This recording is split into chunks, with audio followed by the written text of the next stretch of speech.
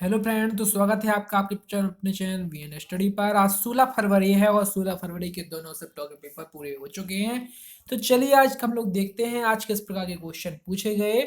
तो आज भी कई क्वेश्चन रिपीट हुए हैं और मैंने आपको बता दिया है कि मैंने प्लेलिस्ट बनाई है जिसमें एनटीपीसी के पूरे पेपर लाइन से डले हुए हैं। तो आप प्लेलिस्ट पर जाइए, वहां से पेपर को अच्छे से देख लीजिए क्योंकि कई क्वेश्चन ऐसे हैं जो कि रिपीट हो रहे हैं। तो चलिए देखते हैं आज किस प्रकार के क्वेश्चन पूछे गए। पहला जो पेपर पूछा गया था वो पूछा गया था आईपीएल 2020 में सबसे ज्यादा विकेट लेने वाले खिलाड़ी कौन है।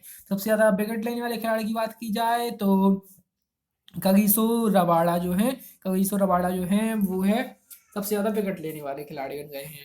ठीक है, और अगला जो क्वेश्चन पूछा गया था वो आईयूपीएसी से पूछ लिया गया था कि आईयूपीएसी जो नेम होते हैं उसमें ग्लिसरॉल का नाम क्या है। तो ग्लिसरॉल का आईयूपीएसी नाम पूछ लिया गया था, तो वो होता है प्रोपेन 1 2 3 ट्वेल्व। ठीक है, और अगला जो क्वेश्चन आया था वो पूछा गया था मानव शरीर में जो सॉल्ट होता है अर्थात नमक होता है वो किसके द्वारा कैरी किया जाता है। तो हम अपनी जो शरीर है उस शरीर में जो नमक है उसको किसके द्वारा धारण किया जाता है।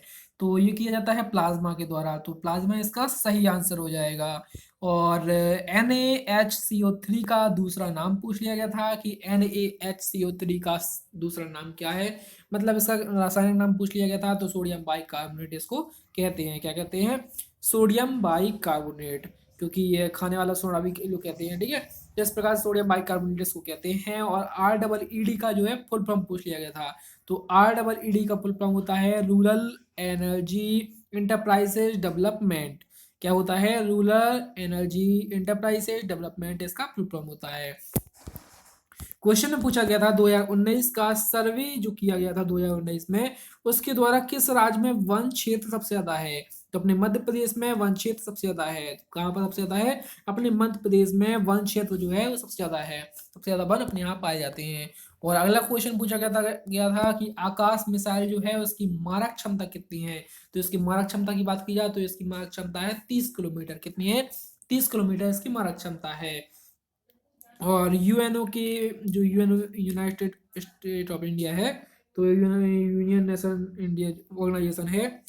तो इस यूनाइटेड नेशनल ऑर्गेनाइजेशन में इंडिया कब शामिल हुआ था? तो हुआ था 1945 में। कब हुआ था? 1945 में इंडिया जो है यूएनओ में शामिल हो गया था। और अगला जो क्वेश्चन पूछा गया था उसमें पूछा था कि भारतीय जो रुपये है उसका जो लोगो बना हुआ होता है उस लोगो को डिजाइन किसने किया था। तो उस लोगो को डिजाइन किया था उदय कुमार धर्मालिगम। ठीक है, और ऑनलाइन जो मीटिंग होती हैं, ऑनलाइन कोचिंग पढ़ाई जा रही हैं, ये सब कौन सी ऐप से की जाती हैं? तो जो ऑनलाइन मीटिंग है ये खास करके गूगल मीट से कराई जा रही हैं। वैसे तो कई और जूम भी है लेकिन अब खास करके जो है तो गूगल मीट का सबसे ज़्यादा इस्तेमाल किया जा रहा है मीटिंगों में। और सूर्य जब पृथ्वी से सबसे दूर होता है तो उस समय उसे क्या कहते हैं? तो जब पृथ्वी से, जैसे ये है पृथ्वी और ये है सूर्य, तो ये सब सूर्य बहुत दूर होता है, सबसे ज़्यादा दूर होता है, तब इसे कहते हैं अपसौर। और जब ये बहुत पास चला जाता है तब उसे कहते हैं उपसौर। ठीक है, तो दोनों आपको याद रखना है, उपसौर में पास रहता है और अपसौर में दूर रहता है। 2020 का जो मान बुकर पुरस्कार था वो जीता किसने है? तो ये जीता है, किसने जीता है? सुगी बेन ने। ठीक है, तो ये सुगी बेन जो थी उन्होंने 2020 का मान बुकर पुरस्कार को जीत लिया है। संविधान संशोधन जो हुआ था 69वां, वो क्या था, किससे संबंधित था? तो ये दिल्ली जो है उस दिल्ली को भारत की राजधानी बना दिया था, तो इससे संबंधित था। तो दिल्ली को राजधानी घोषित करने से संबंधित था संशोधन 69। ठीक है, और राजधानी तो बहुत प्रसिद्ध है इसलिए इस कारण से ये क्वेश्चन पूछा गया है। और जो प्लाइटर होता है, प्लाइटर प्लान मतलब लड़ाकू विमान। तो जो लड़ाकू विमान होता है उसे उड़ाने वाली सबसे पहली महिला कौन बन गई है? तो सब लड़ाकू विमान को उड़ाने वाली पहली महिला बन गई है शिवांगी सिंह। ठीक है, और शॉर्टकट की पूछ ली थी रीनेम की। तो रीनेम की शॉर्टकट क्या होती है? F2 यदि आप प्रेस करेंगे तो आप किसी फाइल को रीनेम कर सकते हैं। और रीनेम करना मतलब आप उस फाइल का नाम चेंज करना। जैसे कि आपने कोई फाइल सेव की और उसका नाम आपको सही नहीं लग रहा है और आप चाहते हैं कि उस नाम को आप अपने अनुसार दूसरा नाम लिख लें, तो आप चाहे तो F2 प्रेस कर दें या फिर राइट क्लिक करके भी वहाँ पर उसमें रीनेम का ऑप्शन आता है, तो वहाँ पहुँचकर आप उसकी फाइल का नाम चेंज कर सकते हैं। या फिर उसमें एक बार क्लिक करके थोड़ा कुछ रुक के फिर दूसरा क्लिक करेंगे तो भी नाम चेंज करने के लिए ऑप्शन आ जाता है। तो इस प्रकार से आप नेम चेंज कर सकते थे। इसमें शॉर्टकट की पूछी थी तो F2S की जो होती है शॉर्टकट की होती है। और मंदिर जो है उस मंदिर में चोलों के द्वारा कौन सा मंदिर बनाया गया था, तो मंदिर से क्वेश्चन पूछा गया लिया गया था कि जो चोल हैं उन्होंने चोलों ने कौन सा मंदिर बनवाया था जो प्रसिद्ध है, तो बृहदेश्वर का मंदिर जो है वो चोलों के द्वारा बनवाया गया बहुत प्रसिद्ध मंदिर है। और नवीन पटनायक जी हैं ये सीएम बने थे। तो उड़ीसा के जो कितनी बार सीएम बन चुके हैं नवीन पटनायक, तो उड़ीसा के ये कुल मिलाकर टोटल 5 बार सीएम बन चुके हैं। कितनी बार बन चुके हैं? 5 बार। और कल क्वेश्चन पूछा गया था पवन चामलिंग से कि सिक्किम की जो की है, तो पूछा गया था कि सबसे ज्यादा मतलब सबसे अधिक बार सीएम कौन बने हैं और कहाँ के बने हैं, तो पवन चामलिंग जो है वो सिक्किम के 7 बार सीएम बन चुके हैं। और जी उड़ीसा की आज पूछा है जो कि है नवीन पटनायक जो कि 5 बार बन चुके हैं। ठीक है। और तो सीएम लोगों के बारे में थोड़ा थोड़ा देख लीजिएगा। लकड़वाल समिति जो है वो किससे संबंधित है, तो लकड़वाल समिति जो है वो गरीबी रेखा से संबंधित है। किससे संबंधित है? गरीबी रेखा से। और माथुरी या माधुरी नृत्य जो होता है वो किस राज्य का है, किस राज्य का फेमस नृत्य है, माथुरी या माटुरी, तो ये है मणिपुर का। किसका है? मणिपुर का है। 2018 के अनुसार किस राज्य की लिटरेसी रेट सबसे ज्यादा है, तो लिटरेसी रेट साक्षरता दर सबसे ज्यादा केरल की है। आप जानते होंगे केरल की साक्षरता दर सबसे ज्यादा है।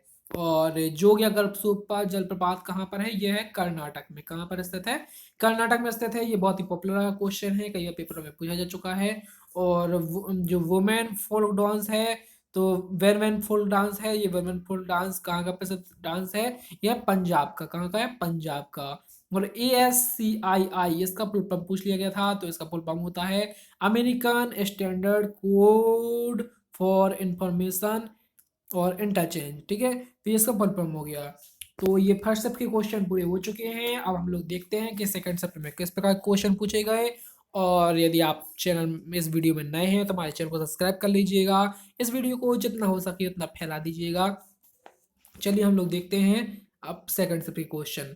और यदि आप रोज की वीडियो चाहते हैं तो हमारे चैनल को सब्सक्राइब जरूर कर लीजिएगा।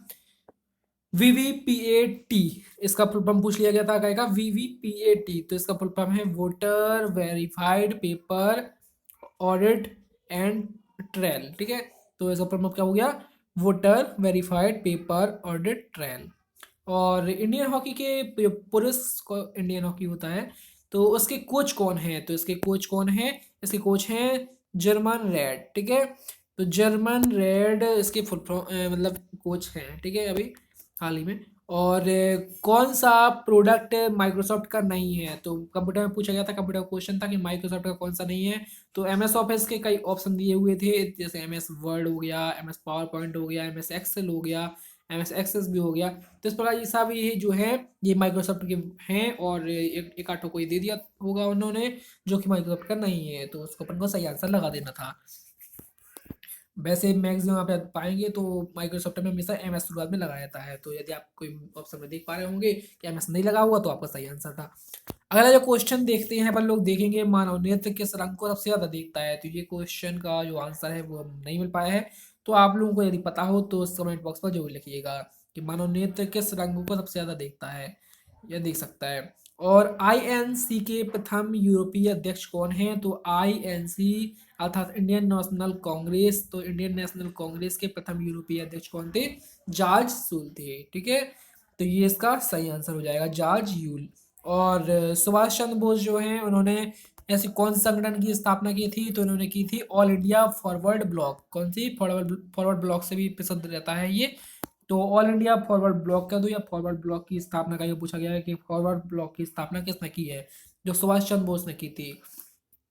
और भगत सिंह बटुकेश्वर दत्त हो गए, सचिंद्र सन्याल हो गए, तो ये सब जो हैं इनकी ये इन्होंने किस चीज की स्थापना की थी, तो हिंदुस्तान सोशलिस्ट रिपब्लिक एसोसिएशन की इन्होंने स्थापना की थी। और ब्रिटेन वर्ल्ड इंस्टीट्यूशन को जो इस में शामिल किया गया है, तो इसका जो आंसर है वो आपको कमेंट बॉक्स पर देना है। अब यूएनओ से पूछ लिया था क्वेश्चन, पहले बहुत पूछे जाते रहे हैं, बीच में कुछ दिन नहीं पूछे हैं, अब फिर से वो पूछने लगे हैं। तो यूएनओ को बहुत अच्छे से देख लीजिएगा, हो सकता है आगे क्वेश्चन पेपर में भी ये पूछे। ठीक है, यूएनओ की स्थापना पूछ ली गई थी कि यूएनओ की स्थापना किस समय कौन देश शामिल नहीं था, तो क्यूबा जो है वो उस समय शामिल नहीं था ऑप्शन के अकॉर्डिंग, बाकी कई देश दिए हुए थे जो कि शामिल हैं। ठीक है, और समय सारणी पहले से थे। और ई नेम जो होता है वो किससे संबंधित है, तो कृषि से संबंधित है, किससे संबंधित है, ई नेम जो है ये कृषि से संबंधित है। और एल्यूमिनियम का अयस्क जो है वो कौन सा है, तो एल्यूमिनियम का अयस्क है बॉक्साइड, क्या है, बॉक्साइड। और जैव ईंधन जो है वो किस राज्य में सबसे पहले लागू किया गया था, तो जैव ईंधन जो है ये राजस्थान में सबसे पहले लागू कर दिया गया था। और धन के अधिकार, जो धन का अधिकार था, राइट टू मनी, तो इस धन के अधिकार को मौलिक अधिकार से हटा दिया गया था। तो कब हटा दिया गया था, तो ये 44वें संशोधन के द्वारा हटा दिया गया था। तो जब 44वां संशोधन हुआ था उसके द्वारा धन के अधिकार को मौलिक अधिकार से हटा दिया गया था, इसको एक सामान्य अधिकार दे दिया गया था। तो ये क्वेश्चन रिपीटेड है, मैंने बताया था कि मौलिक अधिकार और सामान्य अधिकार में क्या अंतर होता है। मौलिक अधिकार में आप चाहें तो डायरेक्ट हाई कोर्ट या सुप्रीम कोर्ट में अपनी याचिका दायर कर सकते हैं, लेकिन कोई साधारण जो अधिकार है उसमें आप चाहें तो डायरेक्ट हाई कोर्ट या सुप्रीम कोर्ट में अपना मुकदमा दायर नहीं कर सकते। तो ये फायदा होता है मौलिक अधिकार का। तो पहले धन के अधिकार में भी ये अपने वो अधिकार था, लेकिन अब ये अधिकार हटा दिया गया है, आप डायरेक्ट वहां पर नहीं जा सकते। आपको यदि कोई प्रॉब्लम होती है तो आपको अपने डिस्ट्रिक्ट कोर्ट में ही अप्लाई करना पड़ेगा। और अगला क्वेश्चन पूछा गया था, वो पूछा गया था कि कैलाश पर्वत है कहाँ पर, तो कैलाश पर्वत तिब्बत में है, आप सभी जानते होंगे, सभी का आंसर ये सही हो गया होगा। और शीतकालीन ओलंपिक जो 2020-22 के होना है, तो 2022 के शीतकालीन ओलंपिक जो होना है वो उसका कहाँ पर होना है आयोजन, तो ये होना है बीजिंग में, कहाँ पर, बीजिंग में। तो बीजिंग में शीतकालीन ओलंपिक 2022 का आयोजन होना है। और SGST जो है ये किससे संबंधित है, तो state goods and service tax से संबंधित है SGST। भारत का सबसे बड़ा वाणिज्यिक बैंक कौन सा है, तो स्टेट बैंक ऑफ इंडिया जो है वो भारत का सबसे बड़ा वाणिज्यिक बैंक है। और मुगल काल से संबंधित कौन सा नृत्य है, तो कथक नृत्य जो है ये मुगल काल से संबंधित नृत्य है। SBI के जो शेयर हैं वो बहुत अभी गिर गए थे कोरोना काल में, आप धीमे धीमे उठते जा रहे हैं। और आम का जो वैज्ञानिक नाम है ये कई पेपर में पूछा जा चुका था पहले भी, और अभी आज फिर से पूछ लिया गया है। तो वैज्ञानिक नाम कुछ गिने चुने हैं जो कि बहुत ज़्यादा आ रहे हैं, उनको अच्छे से देख लीजिएगा। तो मैंगो का जो तीसरा पूछा जा चुका है आज फिर से पूछा है, तो इसका सही आंसर होगा मैगी फेरा इंडिका। और सबरीमाला मंदिर जो बहुत फेमस मंदिर रहा है, सभी से बन गया होगा, क्योंकि इसकी चर्चा टीवी में इतनी चलती रही कि हर एक प्रति व्यक्ति को रटा दिया गया है कि सबरीमाला मंदिर है कहाँ पर, केरल में। ठीक है, कई विवाद से चलता रहा है तो सभी को रट गया होगा। और अगला क्वेश्चन पूछा गया था कि इंडियन वाटरवे जो तेलंगाना से तमिलनाडु तक जाता है, तो तेलंगाना से तमिलनाडु तक जाने वाला जो इंडियन वाटरवे है कौन सा है, तो NH4 है, कौन सा है, NH4 है, नेशनल वाटरवे 4। और स्टडी ऑफ जीन्स क्या कहते हैं, मतलब जीन्स के अध्ययन को क्या कहते हैं, तो जेनेटिक्स, ठीक है। तो स्टडी ऑफ जीन्स अर्थात जीन्स के अध्ययन को जेनेटिक्स कहते हैं। तो ये सभी क्वेश्चन हो चुके हैं। इस प्रकार की सभी वीडियो सबसे पहले पाने के लिए हमारे चैनल को सब्सक्राइब कर लें। मिलते हैं अगली वीडियो में, बहुत बहुत धन्यवाद।